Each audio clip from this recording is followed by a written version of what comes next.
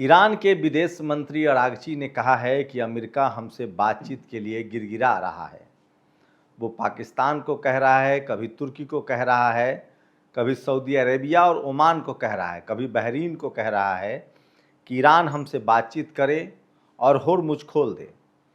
सोचिए, 28 फरवरी से युद्ध शुरू हुआ था। मैं बार बार कह रहा था, जैसे जैसे 28 अगस्त का समय आ रहा है, अमेरिका की बेचैनी बढ़ती जा रही है, क्योंकि वहाँ तेल के लिए हाहाकार मच रहा है।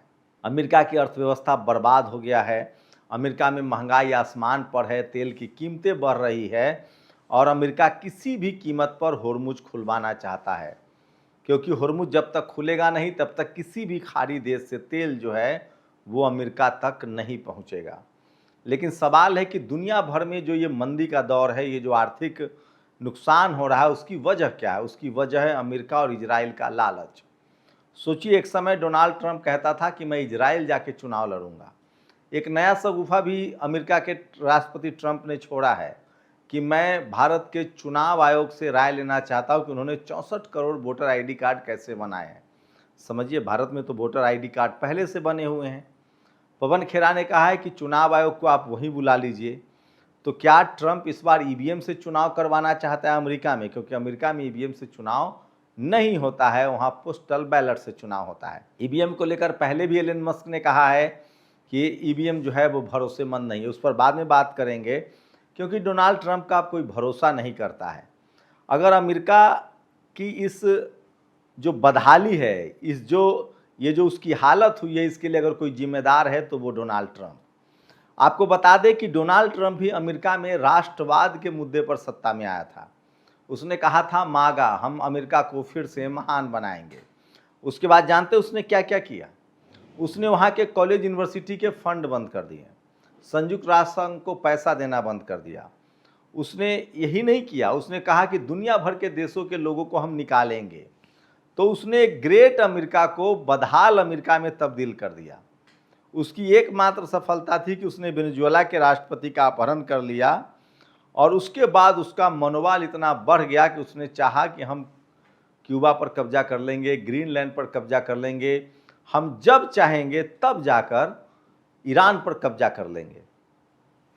तो डोनाल्ड ट्रंप की यही जो घमंड था, अहंकार था, उसने अमेरिका को डुबा दिया।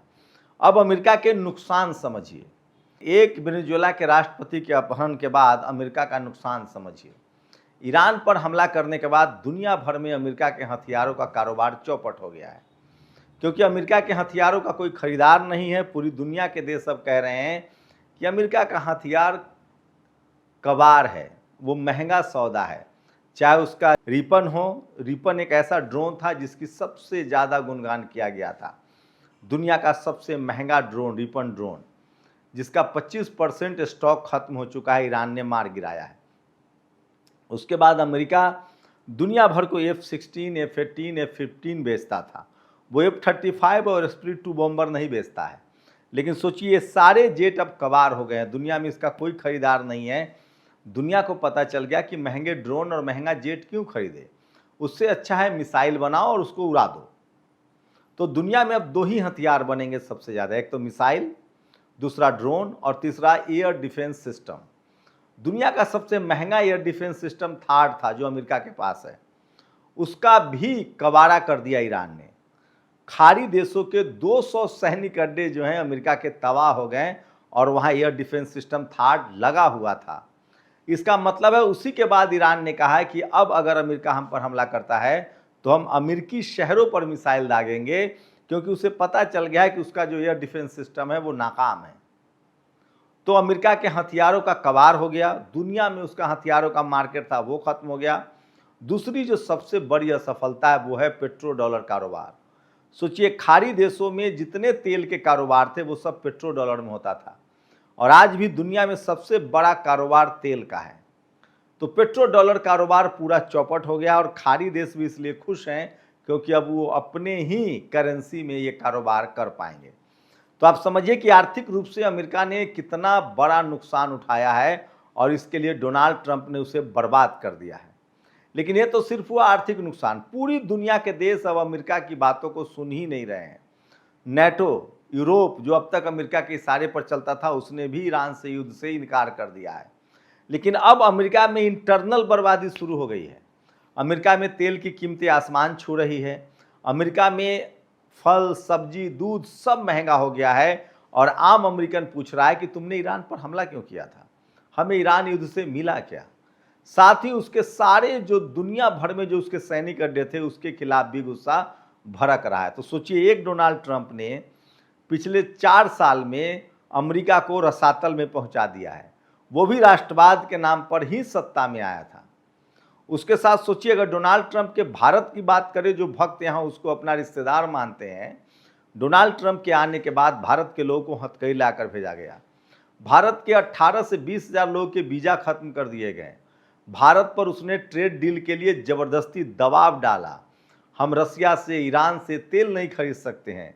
ये सारी शर्तें उसकी माननी पड़ी, लेकिन अब दुनिया भर के देश अमेरिका की शर्तों को मानने के लिए तैयार नहीं है और उनको पता चल गया है कि अमेरिका अब एक सुपर पावर नहीं रहा। लेकिन अमेरिका की अब नई मुश्किलें बढ़ने वाली है। अमेरिका अब नॉर्थ कोरिया को खुश करने में लगा हुआ है। उसने साउथ कोरिया को कहा है कि अब हम तुम्हारे साथ युद्धाभ्यास नहीं करेंगे क्योंकि वो महंगा है। वहीं किम जोंग उन ने कहा है कि अब अमेरिका कोई सुपर पावर नहीं रहा, अभी तो मैं युद्ध के मैदान में उतरा ही नहीं हूँ। जब चीन ने, रूस ने और ईरान के ताकत ने उसे इतना सबक सिखा दिया है, तो मेरा आना बाकी है।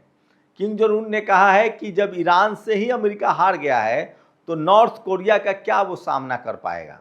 आपको बता दें कि कहा जाता है कि नॉर्थ कोरिया के पास सबसे ज़्यादा इंटरकॉन्टिनेंटल बैलिस्टिक मिसाइल है, जिसकी मारक क्षमता 10,000 से 15,000 किलोमीटर है। नॉर्थ कोरिया का और कोई काम नहीं, वो दिन भर मिसाइलों का ही प्रयोग करता है और मिसाइलें ही बनाता है।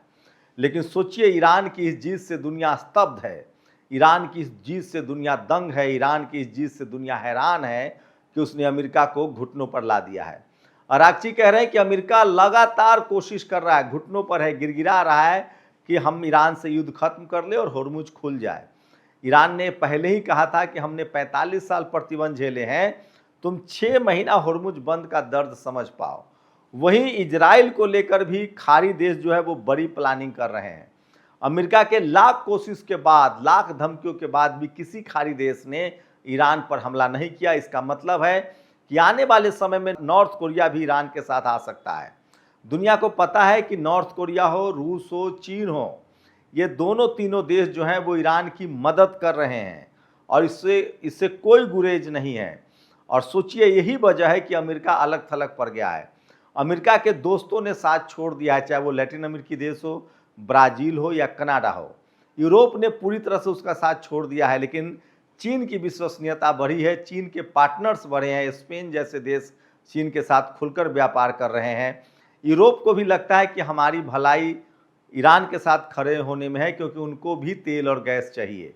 तो आप देखेंगे कि इस युद्ध में अब लगभग ये तय हो गया है कि ईरान ने युद्ध जीत लिया है, अमेरिका ने युद्ध हार गया है और वो इस युद्ध से बाहर निकलना चाहता है। लेकिन असली खेल अभी बाकी है। ईरान ये युद्ध अपनी संप्रभुता के साथ साथ फिलिस्तीन की आज़ादी के लिए लड़ रहा है, जिस फिलिस्तीन पर बहुत ही बेरहमी से इजराइल ने बमबारी की थी। इजराइल के खिलाफ सिर्फ ईरान ही नहीं है, सारे खाड़ी देश भी है, तुर्की भी है। तो देर सवेर इजराइल को सबक सिखाएंगे ये लोग, क्योंकि उसके खिलाफ हुती भी है, हमास भी और हिजबुल्ला भी है। दरअसल इजराइल की कोशिश थी कि फिलिस्तीन पर जब उसने हमला किया, फिलिस्तीन एक गरीब देश था, उसके बाद उसका मन इतना बढ़ गया कि उसे लगा कि अब तो हम हिजबुल्ला पर भी हमला कर देंगे, और उसने वहाँ भी हमला किया। वहाँ से भी उतना रेसिस्टेंस नहीं मिला। उसके बाद ईरान को लगा कि जब फिलिस्तीन पर कब्जा हो सकता है, लेबनान के आधा हिस्सों पर कब्जा हो सकता है, तो ईरान भी अंतिम रो रहा है, उसको भी जीता जा सकता है। और उसी के बाद उसने ईरान पर हमला किया था, जिसके बाद दुनिया ने देखा कि ईरान ने किस तरह का पलटवार किया है।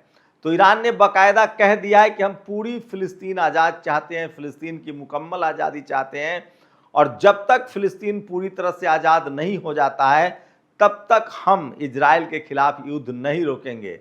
इसका मतलब है कि ईरान अपनी संप्रभुता के साथ साथ फिलिस्तीन की आज़ादी के लिए चिंतित है, और वो इस युद्ध को तब तक आगे ले जाएगा जब तक फिलिस्तीन पूरी तरह से आज़ाद ना हो। रही बात ईरान की, तो उसने अपने सारे इंफ्रास्ट्रक्चर खड़े कर लिए हैं। आपको बता दें कि ईरान के पास दुनिया का सबसे ज़्यादा तेल और गैस है, और उस वहाँ 90% लोग जो हैं वो हाईली एजुकेटेड हैं, 75 से 80% लोग वैज्ञानिक हैं। उसने अपने पावर ग्रिड, रिफाइनरी, पुल, ट्रेन सब कुछ दुरुस्त कर लिया है। और आप अगर दोस्ती की बात करें तो ईरान के साथ रूस, चीन और नॉर्थ कोरिया मजबूती से खड़ा है। इसका मतलब है अमेरिका ये युद्ध पूरी तरह से हार चुका है और इसकी कीमत डोनाल्ड ट्रंप को मिड टर्म इलेक्शन में भी चुकाना पड़ेगा। अब वो राष्ट्रपति का चुनाव तो नहीं लड़ सकता है, लेकिन उससे पहले उसकी भद्द पीट सकती है। और मैं जैसा पहले दिन से कह रहा हूं कि अंततः फाइनली उसको $325 बिलियन का हर्जाना देना पड़ेगा ईरान को, अगर वो चाहता है कि होर्मुज खुले और उसे तेल मिले। वहीं साथ साथ ये भी तय हो चुका है कि देर सवेर बेंजामिन नेतन्याहू को भ्रष्टाचार के आरोप में जेल जाना पड़ेगा और डोनाल्ड ट्रंप के खिलाफ एप्स्टीन फाइल की जांच जरूर होगी।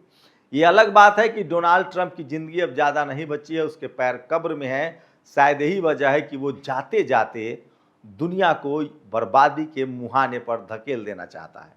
आप लोग अपनी राय जरूर दीजिए। शुक्रिया। दस्तक की आपसे गुजारिश है कि अगर इसको बचाना चाहते हैं तो नेशनल दस्तक को सब्सक्राइब करने के लिए रेड कलर के सब्सक्राइब बटन को दबाएं, फिर बेल आइकन की घंटी दबाएं। नेशनल दस्तक को बचाने के लिए बहुत जरूरी है कि हर खबर को शेयर करें, लाइक करें, कमेंट जरूर करें।